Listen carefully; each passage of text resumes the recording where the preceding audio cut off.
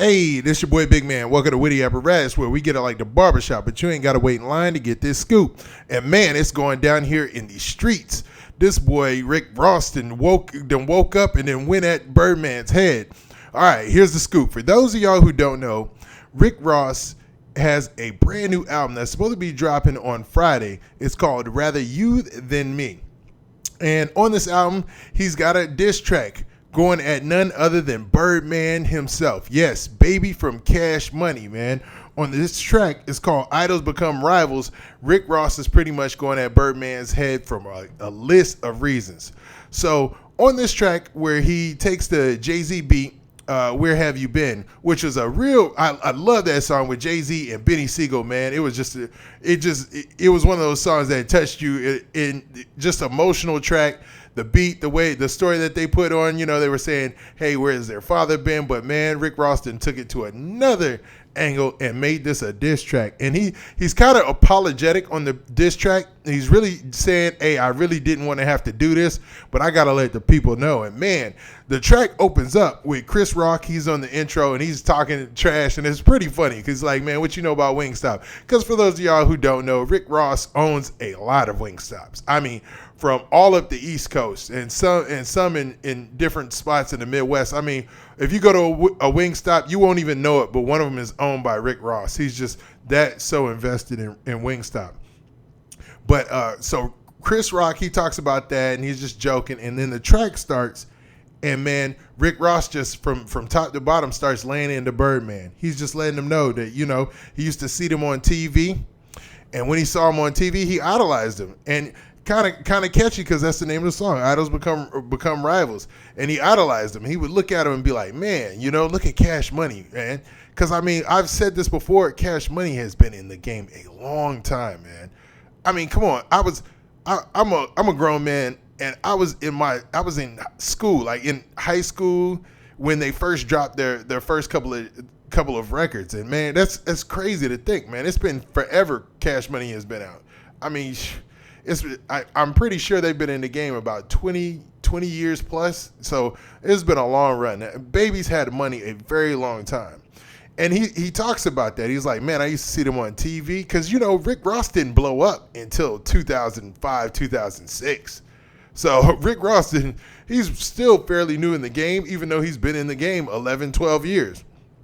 But he said he used to see them on TV and he just idolized them. And he was like, man, this is amazing. Because anybody who remembers when Cash Money first got on, it was like, man, they had the Hot Boys, they had Juvenile. It was these really young dudes, and they had so much money. You were like, oh my God, this is amazing. They had the stretch cars, they had the Ferraris, and it was just crazy. It was crazy amounts of money. But due to Baby and Slim, just their business acumen and the way that they crafted their deals at the best time, because in those 90s, me and my team, we talk about this a lot. In those 90s, there was just a time there that was just key for you to maximize your dollar potential, and they did that. They got their money, man. When record deals were getting thrown out there for rap deals that were just crazy, and they were getting parts of their publishing, maximizing what they could get for their masters. I think even Cash Money has their masters, and I'll go back and comment on that later if that's incorrect. But I'm almost 100% sure they have the rights to their masters as well, and a majority of their publishing, which is crazy, man. And they got their first deal for $30 to $40 million, and then the second deal for $100 million, which was the one that really made them, But Rick Ross continues on the track, man, and I can talk about Cash Money all day. Y'all can see, man, because just like Rick Ross, I idolized him.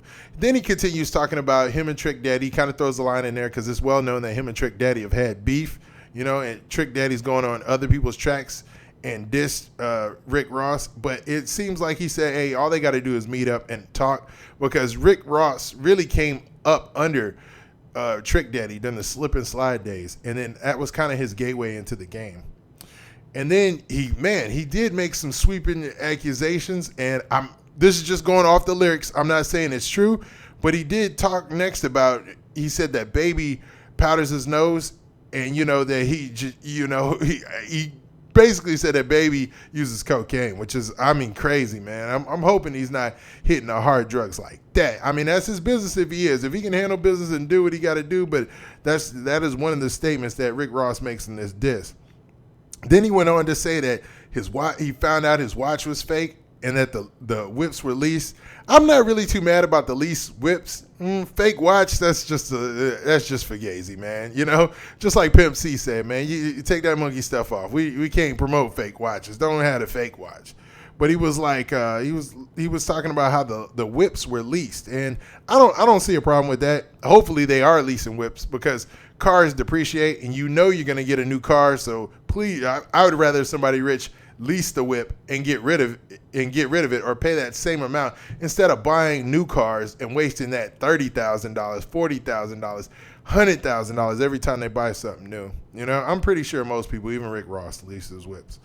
But then he was like, you know, he made this one line, which is I hate to even talk about because, you know, he draws comparisons to the Catholic Church and what Baby was doing over there at Cash Money, saying that boys are getting raped and all this. You know, touchy subject.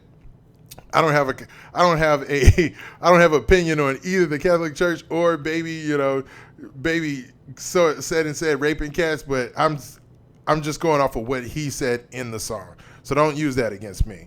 But he did say that, you know, and I think when he said that boys are getting raped, he really meant that Baby was taking their money, because he goes on a tantrum about that, man. He says also that Baby was stealing people's publishing, and we know that Baby's taking all their publishing. I mean, that's part of the reason why Wayne had to restructure his deal in the first place with Young Money, Cash Money. Wayne is unlike other people in Cash Money, unlike Turk, unlike BG, where, well, I can't even say BG because BG smartened up when he got clean. He was like, hold up, this dude is raping me, man. He's taking all my money. And then he went and did his solo thing and did great. If he could have stayed out of trouble, BG would still be a legend right now. I mean, he's still a legend in some circles, but he just could not stay all the way clean and could not stay out of trouble. But BG will be home soon.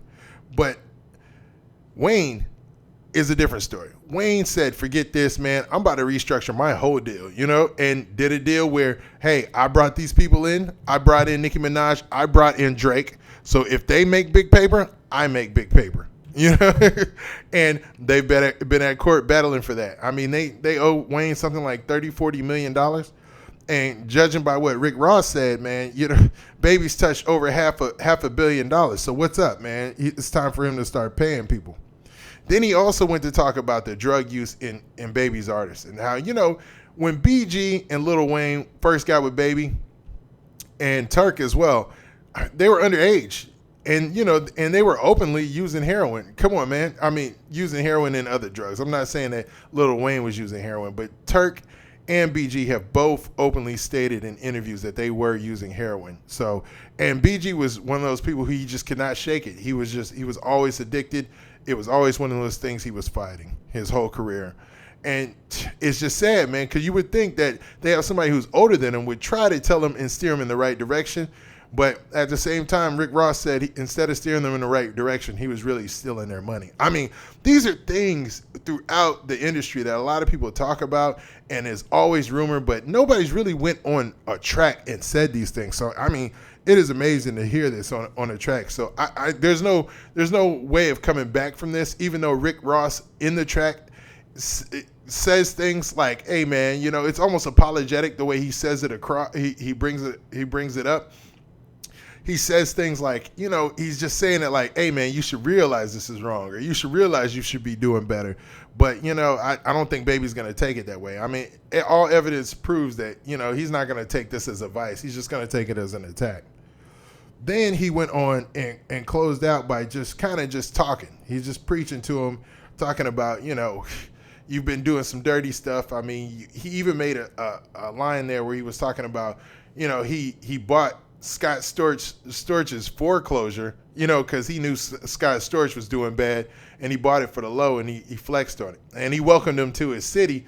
And Baby, he's been living in Miami. Him and Lil Wayne were living I think they still both live in Miami forever, man. You know, during the times I used to go down to Miami and have a good time. But yeah, man, He said that he welcomed him to the city and he's just been doing shady stuff. And can all producers please get paid? That was a good line too. When he was like, hey, because for those who don't know, there are a lot of producers out there who are claiming Cash Money has so many lawsuits against them right now. It is ridiculous.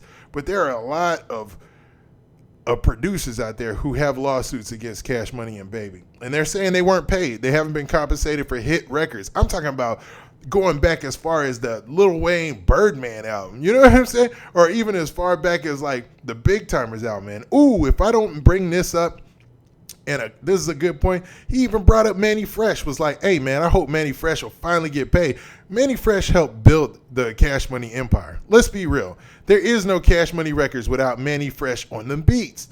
And to think that Manny Fresh still hasn't been paid is a shame, man. So everybody had to sue. I know everybody had to sue them, man, in order to get paid. And it looks like Lil Wayne's suit, he's fighting it out in court. And you would think at some point, Baby would just say, forget this, man. I mean, unless he's spending the money faster than it's coming in, you would think he would just pay everybody, because these lawsuits are always for exuberant amounts. It seems like if he would have paid people and gave them their publishing or the money off the record that they deserve, it'd be less for what he's getting sued for now, because people got to throw some extras on there when they take it to court, just in case they end up getting less. So I don't know, man. I think this is a very good track. I love talking about it, and I like the fact that he brought out these issues about Baby out into the forefront, where people are going to have to face those things and look at it. Hopefully Baby will come back and say something, or maybe even just clear this up, start paying people or work something out. You see what 50 did, man. He claimed bankruptcy and came out with a payment plan because he didn't have the amount that he felt he needed to pay off all the people who were suing him. And it put a halt on all the lawsuits while he was in bankruptcy protection. So, I mean, maybe he needs to take that route. I'm not saying Baby. I can't count Baby's pockets, so he might have it. He probably just don't want to pay nobody. But I think this is crazy, man. I think that's crazy. But I think this is really cool. I like the fact that Rick Ross did this, man. And I'm feeling this joint. I'm really feeling the beat. I'm feeling everything about it. Hey, with that, man, I have made this a very, very long video. So, hey, if you guys stay to the end, please hit that like button, hit that subscribe button. And this your boy Big Man, and we out. Peace.